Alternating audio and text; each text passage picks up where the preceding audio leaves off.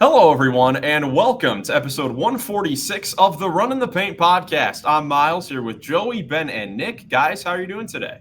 Feeling good, feeling great, ready to bring you another 10 out of 10 list. Yep, I'm also feeling good. I'm excited to see who Miles' POELTL player is. He said he was picking the guy today, and I've been on the edge of my seat since.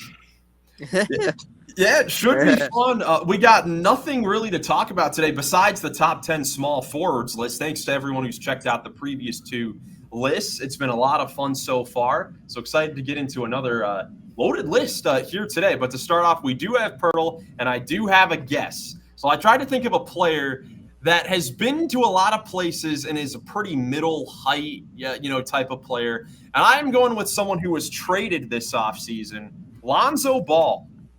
Okay. And, it's going to be a big guy. It gave us no information besides it's going to be a big guy in the Western Conference that's in his 30s. So it actually does narrow this down pretty solidly. Yeah, not a bad pull here. How old is Zubac?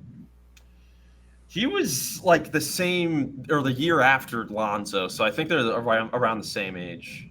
Steven Adams. Steven Adams automatically. He does fit. We want to Definitely try fits. him. Let's try him out. We love Steven Adams on the pod. Steven Adams. We were talking about him in the pre-pod lobby. Okay, so this is going to be a 7-footer in the Western Conference. It's 33 or 34 years old. Okay, super tall old guy in the West. Who could it be? And not in the Southwest Division. Southern Pacific or This Northwest. has got to be some sort of end of the bench guy, probably. DeAndre? No, that's my thought too, but I don't think he's on the Nuggets now, and he's not 7 feet. He's also not that tall. DeAndre? DeAndre's not Ayton. He's not 30. No, Jordan. No, not DeAndre Jordan. And not DeAndre either. He's not tall enough. Let's see. 7-footer. Shoot. This we should definitely get an older 7-footer. How old is Gobert? Gobert's in his mid-30s. He's definitely is he that old though? I thought he was 33 right around Steven Adams. I think Rudy Gobert though, he might be the only one that fits. I can't think of anyone else that would probably. Yeah, you want to try Rudy Gobert? Yeah, let's do it. All right, let's try it. Rudy Gobert. Got it. Wow, that's a crazy pull. Woo! Rudy Gobert. He probably just turned 33.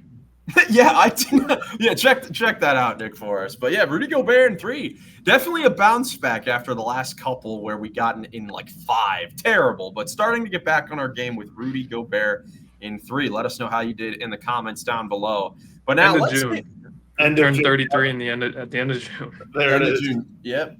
Absolutely. All right, let's get into our top 10 small forwards list, though. Our point guards list, there were a lot of really, really great players on that list, a lot of all-star caliber players. Shooting guard, not so much, really top-heavy.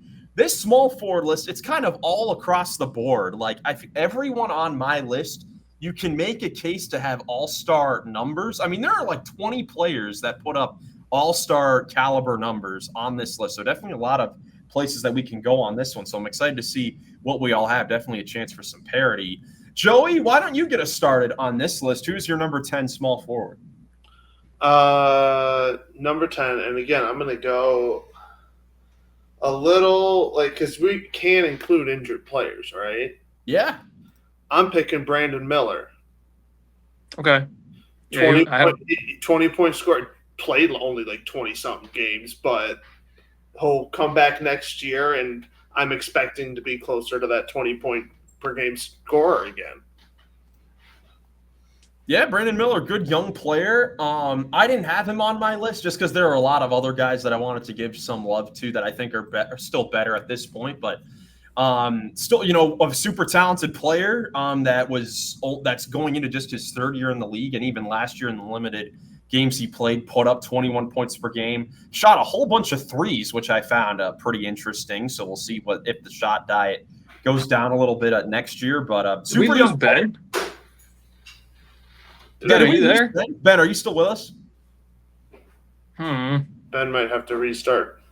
Yeah, kick him and see if he Oh, rejoins at we some may point. have lost. Just Ben. kick him out and we'll go on to the next guy. I thought about putting Brandon Miller on my list too. He was right around that range, but I also thought about going with another injured guy that I decided to leave off and put at 11, and that was Jalen Johnson.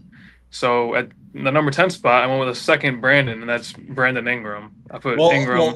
Well, good thing you left Jalen Johnson off the list because he's a power forward. So okay. It works out perfect. Well, he had a good case against Ingram. But yeah, Ingram, who just got traded to Toronto and is going to be supposedly their lead guy alongside Scotty, and I'll be interested to see how that sort of thing goes in Toronto this year. But just a very good scorer and someone who you can rely on to come in and do his thing. There's Ben. Hey, Ben. Welcome back, Ben. So Nick with Brandon Ingram on his Brandon Ingram was my first dude off, so I just switched to Brandon's. Yeah. Yep, I had Ingram at number 9. I had him a spot higher, even though he didn't play in a whole lot of games. A lot of that, I mean, it's kind of weird. He only played 18 games, but he also played for 2 tanking teams that really had no purpose of playing him anyways. But still put up solid numbers. Finally got traded to a decent situation in Toronto. My number 10 is actually one of his former teammates, Trey Murphy from the Pelicans, who had a really good year for the Pelicans. Averaged 21 points per game, 5 rebounds, 3.5 assists. Super talented athlete who can really shoot the ball, and someone who was able to take advantage of the opportunity with all of the numerous injuries that New Orleans had to deal with. Yeah, I apologize. I was sending my list to myself. You're all I good. forgot to do that before we started recording, but I just happened to remember that Ingram was 10, and I was like, I can do this, but I forgot who 9 was. That's all good. So Murphy, my number 10. Ben, who's your number 10? So unfortunately, Ben is having some technical difficulties, but he did send me his list, so we do have it still to get through this episode. So Ben's number 10 small forward was Deni Avdija from the Blazers, coming off of a great year for Portland. Just a great steal for the Blazers to get him in last year's offseason for not a whole lot. And he had a great year, averaged 17, 7, and 3.5. Had a very good year for the Blazers. Did Ben get paid to give Deni a shout out? I'm just kidding. Yeah, I mean, on my list, he was 13, so he was close enough. As I said, he was probably 13 for me as well. But yeah, Deni had a very good year for Portland. So now our number 9. So I had Brandon Ingram at number 9. Joey, who was your number 9? I have Jimmy Butler. Jimmy G Buckets at number 9. All right. Yeah. I might have to poop on your list this whole episode, Joey. We'll see. That's fine. Number 9. I put Scotty here, so I have Ingram and Scotty as the bottom 2. Who? On the Raptors. Well, Scotty Barnes is a power forward. Scotty Barnes is a power forward. Okay. I'll put the other guy I was considering was Amen Thompson, so I was going to see if he came up throughout the episode, but I'll put him he's here. higher on my list. Oh, he's higher on my list too. All right, well then good. Put him at 9. Okay, so Amen Thompson at number 9. He was 11 for me originally, but since I've had 2 guys kicked off my list, he's worked his way up. He's worked his way on the list. And then Ben also had Brandon Ingram at number 9. I'm actually kind of surprised that he made all these lists, but ended up making the list. I mean, he did have a pretty good year when he did play overall. Yeah, it is surprising that we all had him on there because I originally did not think I was going to. I didn't. Originally, I was like, all right, Ingram's the last. This morning when I was like making the list, full disclosure, I was like, all right, Ingram's the last guy I'm willing to put on there at 10. So that was the first thing I did was put him at 10. And then throughout the course of making the list, he slipped down, and then I landed at him 10. So yeah, still ended up making it. For my number 8, that's actually where I ended up having Amen Thompson. I actually thought I was going to have him a lot higher because I really like him as a player, and he had a great year, especially defensively. I mean, originally, when the Rockets got off to their great start to the season, it was when he was coming off the bench with Tari Eason, and those two guys were just wreaking havoc off the bench, just incredible athletes. Then Thompson made his way into the starting lineup and had some incredible moments. And I think he's going to end up being an incredible player, for them. I think overall in the long run, when the Rockets are at like their peak of a team, when Thompson and Şengün and Jabari and all those guys have reached their peak, I actually think Thompson is going to be their best player. So I'm excited to see how, all that, goes along there. Of course, he still has to get his offensive game a little bit better. He's still really not a threat from 3-point ranges, which is why I still have him a little low on my list. But very impressive year for Amen Thompson, a top, 10 small forward, entering just his third year in the league. Dude, I hope you're right that he's their best player because, he's not a guy that scores 20 or 25 at this point yet, but in terms of on-court impact, he's very high on this list. Is he the best athlete in the league currently? Definitely There's a lot of guys. But yeah. Yeah, there are definitely a lot of guys, but he's definitely in that conversation. That's for sure. So, Joey, who's your number 8? I had MPJ, Michael Porter. Michael Porter Jr. All right. Yeah, he obviously did well with the Nuggets, but I feel like him in being just like maybe the only guy in Brooklyn with just another bunch, like a whole class of rookies, like he's going to be the one to shoot it all. Like his numbers are just going to go up and he's going to love every second of it. So maybe I don't know. I think I'm putting a little faith into him this year of restoring the GFF a little bit. So far with the 3 players on the list, with Brandon Miller, Jimmy Butler, Michael Porter Jr., this seems to me like a bit of projecting. A little bit, yes. Like Brandon Joey Miller always does that with his pick. He always is looking ahead. I do. I try to, just because of now. Like Brandon Ingram is hopefully getting back from injury, and he's going to play this year and be just as productive when he did start last year. Miles, what we really need to be paying attention is who gets the pick before Joey in the fantasy draft so we can steal all of his guys that he's picking right now. That is rude. That is rude. But no, I think MPJ is actually just going to thrive this year. And that's the thing. He still did really well. It's still a good shooter. It's just he don't pass, and defense is sometimes suspect. He could come out and score 25 of it this year. I can see it. He could.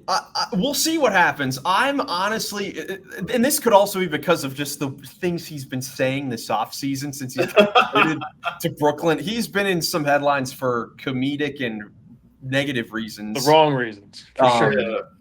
Which is why I'm kind of worried that this might be the small forward version of Jordan Poole to the Wizards, which could. It very well could be, actually. You might be right. But we'll see what happens. I mean, if Cam Thomas ends up staying with Brooklyn, then it's just going to be those two chucking up all the shots. If they're on this, if Cam Thomas is on the Nets, I'm excited. One of the questions that we'll have in the preseason previews will be over under on 3.5 combined assists for Thomas and Porter. We'll see what ends up happening. Nick, hilarious. Who's your number 8 small forward? This is where I put DeMar. DeMar DeRozan. Yeah, Joey loves DeMar. He's probably got him higher. Guess what? I have Jimmy higher. I have Jimmy higher, so I got him a lot higher too. You got Jimmy higher, bro. You have DeMar higher or Jimmy higher? Well, I have both guys higher, but I have Jimmy way higher than where Joey had him. I don't have him way higher, but I do have him higher. We probably got him right in the middle of you guys. But for DeMar, still just absolutely a great score. I don't know. I'm not projecting too much here. This is mostly based on his track record and everything that he stands for and that you can count on to do. Yeah, DeMar's still a very good player. Mid-range assassin. Yeah.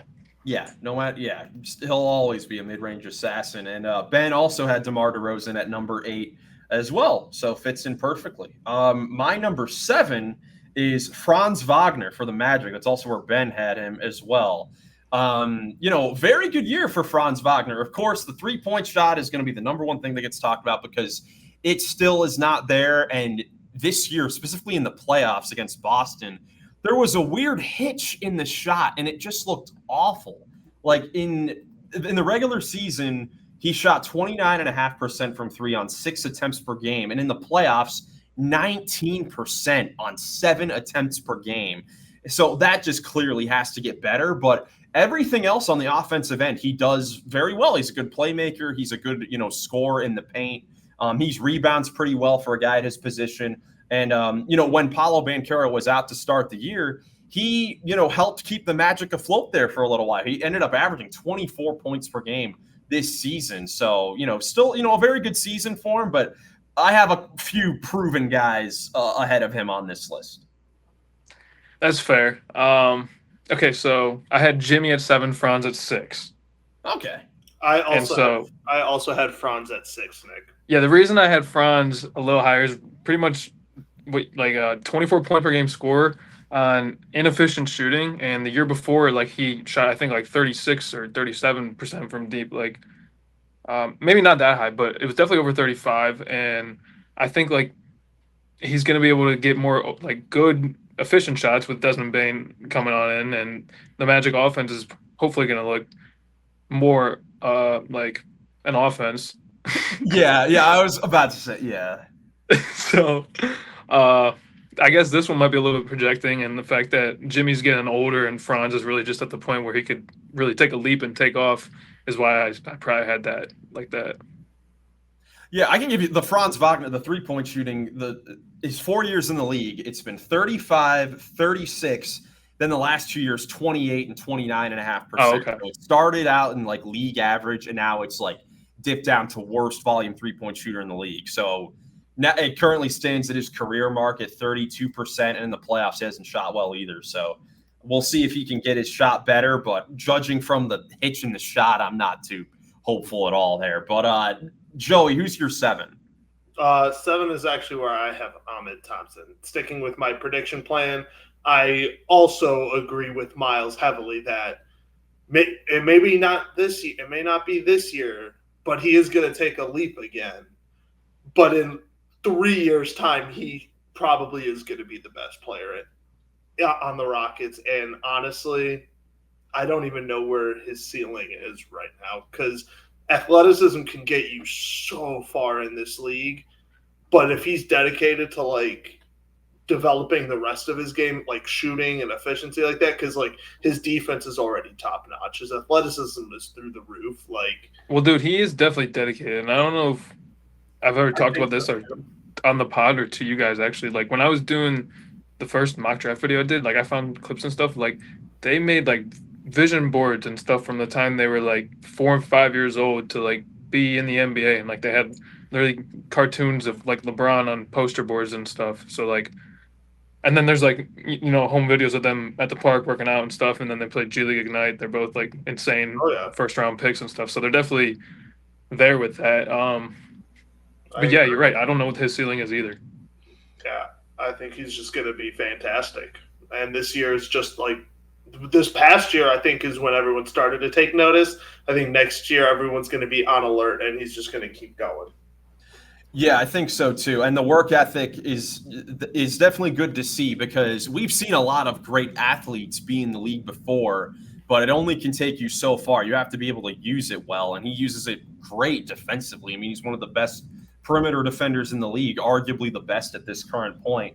And just such a unique player. I mean, because of his athleticism and that he doesn't really have a jump shot yet, I mean, the best asset offensively is like his floater. Like he has a nice Euro step floater like in the middle of the lane. But because of that, I'm curious to see how the Rockets are going to use him this year. Of course, now with Kevin Durant and potentially starting Jabari Smith as well.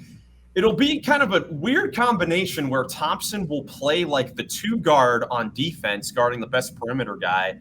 But on offense, he'll play like the 4 in like the dunker spot. Like it'll be a weird combination. So I'm excited to see how the Rockets end up using him. Let's see. Ben has Amen Thompson at his number 6. And my number 6 is DeMar DeRozan. Still a very good player. There's not really a whole lot you could say about DeMar DeRozan. Mid-range assassin. But just kind of stuck on the same situation that he's been with, for the Bulls and even the Spurs his last few, like ever since leaving, ever since being traded from Toronto, he's just been on mid teams, and that's kind of where we're still at with Sacramento. Yeah, but like I said, you can still, count on him to do what he does. So I like him at 6. Yeah. I probably could have had him a little higher too. Yeah, but now in the top 5, this is where both Ben and I actually had Jimmy Butler. Definitely could be high on the list, but Jimmy Butler, for his impact on winning when he got to the Warriors, it was so massive. I mean, the record that he had with the Warriors, I want to say after the trade, the Warriors were like 22-5 in the games that he played. I mean, they were like a mid team. Well, they played all those mid teams you were talking that DeMar's been on since he got traded from Toronto. Yeah. No, you're right. I mean, Jimmy's impact on winning, and then they win the first round playoff as a 7th seed. Like, yeah, he definitely made them a different team than they were before the trade. So I don't have him at top 5. I had him at 7. Joey, what, you had him at 9? I had him at 9. I think he's good. He is really good. He could do a lot of stuff. He has a very high impact on winning, but it's a limited time for impact on winning. It's only a matter of time until it blows up in Golden State like it has for the last 4 places he's been to. Big prediction. Like, we maybe get a year of this. And, yeah, he could still probably, in my opinion, maybe be top 5, like, depending on how well this year goes. But let me ask you this, Miles. It's gonna blow up. All right, Joey thinks it's going to blow up. If the way that I sometimes think about it is like, if this guy had this position and that opportunity, would he be better than the guy who's in that position with that opportunity? So let me ask you, do you think if Franz got traded to the Warriors midway through last year, like what would their team look like? I think it'd be worse. I don't think. Okay, well then you should have Jimmy ahead of Franz. I think they'd probably. I don't know. It's tough. Because this is what Jimmy Butler does so well was everything that the Warriors didn't have before he got there. I mean, they were dead last in free throw attempts per game. When he got there, they immediately jumped up to like number 1 the second half of the season, got to the line a whole bunch. I mean, him and Steph Curry are such like perfect teammates because they're so opposite. Like Steph works in the 3-point line, Jimmy works in the mid-range and at the foul line and attacking. He can rebound, he can make plays. I mean, he had 2 triple-doubles with the Warriors. Again, in the playoffs, he was huge, in different moments in the few games where, Steph Curry wasn't out there. I mean, he had some big games. And of course, the Warriors weren't able to do, super well in the playoffs, especially the second round because Curry got injured. But, if Curry was there, who's to say the Warriors couldn't have gotten an upset in that series as well? I mean, with the impact that Butler had on that team after getting there, the vibes were just so good. And, the blow-up thing with Jimmy Butler, it's definitely valid, and I definitely understand why you're making that take. I'll give it a few years because, I mean, it was a half year, and they were really, really good. I don't think that there's any signs of it. Like, we're still, I think, in the beginning stages of Jimmy Butler, with the Warriors and that core together. But, again, the Warriors, it's so hard to gauge them because they haven't even made a move yet this summer because of the Jonathan Kuminga thing.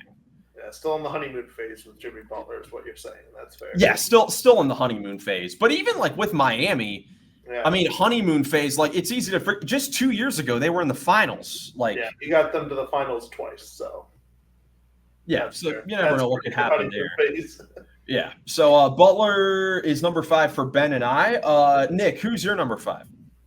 I want Joey to go first. Okay, Joey? Well, you guys have already said them, and I don't think I have to go into any more detail, but my king, DeMar DeRozan. My Sacramento king, that is. I love DeMar. And that's what you said. Like, I know mid-teams, but hey, man, if you're if anybody needs a consistent 20-point scorer on good efficiency and who knows how to play and is very clutch, someone who you can give the last shot of the game to. And that's been DeMar DeRozan for the last, 10 years of his career, including the last 3. Like, it's not like, oh, there's a little bit of no, consistency the entire time. You know what you're going to get, and it's greatness. You guys have breaking news. it's been discovered that there's another power forward in my top 5. My Lord. I believe there is. Yeah, I was looking at all the lists, and I'm like, who? There's no way Nick put like someone else this high. There has to be another power forward on this list. Yeah, I might have 2 actually. 2? I think probably just 1 though. All right, we'll see. We'll find out when we get there. Maybe it's right now. Who's number 5, Nick? I'm gonna say the guy who I think is the power forward instead of the guy who I put at 5. Well, no. Say who do you have at 5? No, say who'd you have at 5? Just say It was J-Dub. Oh, J-Dub. No, he's a small forward. Oh, no, he's a small forward. Yeah, I know, but I have a guy ahead of him. Okay. Oh, so okay, but J-Dub at 5. J-Dub at 5. Okay. Which is low. Well, you guys haven't said J-Dub. Because it is low. But the guys I have ahead of him might be in the wrong position. That's why they're low. That's why he's low. Yeah, it might just be one guy that makes it lower. But J-Dub at 5. Yeah, I mean J-Dub at 5/4. Move everybody else up 1 and add. Who's your guys' 10s? I don't know. Somebody else. Forget it. Forget it. We'll figure that out when we get there. J-Dub was Ben's number 4. I have him a little bit higher. Number 4 is where I have Kawhi Leonard. Also, a power. I have him at 4. I thought he was a power forward. No, Kawhi's a small forward. So we all have him at number 4. Yes. So. Nice. Yeah, Kawhi Leonard. I mean, in the playoffs, still, in the game 2 performance against Denver on the road was something that was incredible. And of course, missed, most of the season with injury at this point. That's what you're going to expect. But when he plays, is still, a very good player. But I think now we're at the point where, he hasn't really advanced far enough in the playoffs and hasn't been able to play in the playoffs, that well the last couple of years to where now he's number 4. It seems a bit low for Kawhi Leonard, but I think now we're kind of getting definitely to the decline with all the injuries. Yeah, that's exactly where it comes into play. Like, we're all including injured players. That's why he's on this list, because when he plays, he's a top 3 guy at this position. But the problem is he only does that for a third of the season. Joey, I thought that would have been a good enough argument for you to put DeMar over him at 4. Why didn't you put DeMar at 4? Because that's the thing. When Kawhi plays, the talent is even better than some of the guys I have ahead of him. For sure. Yeah, I mean, he's still in the playoffs. He's averaged 25, 7, and 5 on 54, 41 from 3. I mean, yeah, 54, 41 is nuts because he just doesn't miss it sometimes. No, it's crazy. But then you look since 2021, his second year with the Clippers, where they made the conference finals, but he had his ACL injury in the second round. Since then, he's played in 11 combined playoff games, including just 4 over the last 3 years, and that's where you want to see. And last year we finally got healthy Kawhi Leonard in the playoffs. They just weren't really able to get it done in the first round. If only that'll be a what if for sure. If that Aaron Gordon dunk in game 4 didn't count, or if it was like just a millisecond later, what could have happened? Could Kawhi be higher on the list? But alas, they lose, and Kawhi is number 4 on most of our lists. So J-Dub is who I had at number 3. I put him over Kawhi because of the playoff success, of course. He proved already that he can be the second option on a championship team. He scored 40 in a pivotal finals game on an injured wrist, like the whole playoffs. I mean, he was just superb, and of course, a very good offensive player. Defensively, I mean, I'll say it all the time. When they had that period where both Holmgren and Hartenstein were injured, he played the 5, and their historic defense was still elite, and they were still crushing teams. So just an incredibly versatile player. And that's why I have him at number 3. Nick, who's your number 3? I also KD. That's where it is. KD's a power forward. KD is a power forward. J-Dub is my new number 3 ahead of Kawhi. You made a great case. So I'm going to move J-Dub up to 3 and Franz up to 5. Everybody else up. So who's 10? 10 will be decided at a later date, at a later time. In the future, Trey Murphy, because that's who Miles said. Trey Murphy. I'm not a copier. Oh. Okay. All right. I also have J-Dub at 3, though. Okay. So now we all have J-Dub. Now we all have Look at that. There it is. Besides Ben, who has Jaylen Brown at 3. which is who I have at 2. Do all of us have him? I also have him at 2. You'll have to put Jaylen Brown in at 3 for KD and forget everything else. Kawhi 4, J-Dub 5, leave the rest. What is going on? Dude, I didn't have Jaylen Brown on my list. What? I must have forgot him. Oh no. Well, I have Tatum instead. That's the problem. What? So what position is Jaylen Brown on the Celtics? Was he the 4? Because we've had Derek White, Drew Holiday. No, I know you're right. You're right. I don't know, dude. Like when I just think of small forwards, I think Tatum.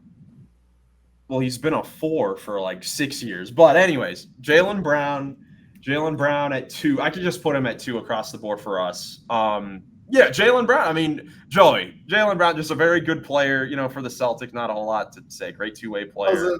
He's gonna have a big year with Tatum out. Yeah, exactly. Prediction as well. He's gonna have a phenomenal year. When he was still got the best player on his team when they won the Eastern Conference and the Finals MVP, right? I'm gonna draft him in fantasy. Like he's still some people consider the best player and the number 1 option on that team. When you have a team as good as the Celtics, I still think it's Tatum, but he has that talent and skill level and has proved it to be that guy. And this year with Tatum out, he's gonna be that guy. And I know we're all considering or predicting a down year for the Celtics, but it's not going to be that down because Jaylen Brown does have a huge impact on winning. Yeah, his numbers should be insane. If he plays, I mean, that's also something as well. Sure. He did have the meniscus surgery or something in the offseason, so we'll see if the Celtics do decide to take a gap year, how often he will play. But when he plays, I mean, he should have, an incredible impact on that team. But number 1, King James, LeBron. Still, man. Oh boy, Nick, do you have LeBron? No, he's here. He's okay. There.